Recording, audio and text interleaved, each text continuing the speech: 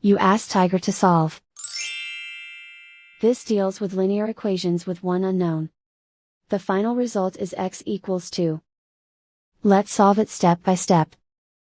Simplify the expression. Multiply the coefficients.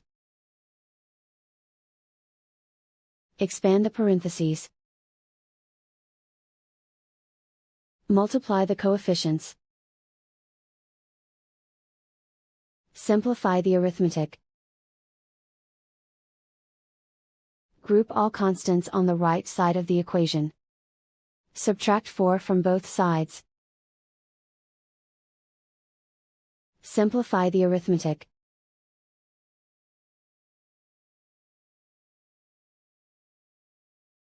Isolate the x. Divide both sides by 24. Simplify the fraction.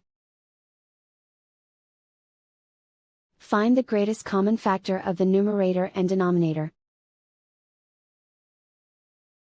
Factor out and cancel the greatest common factor. And so the final result is x equals 2.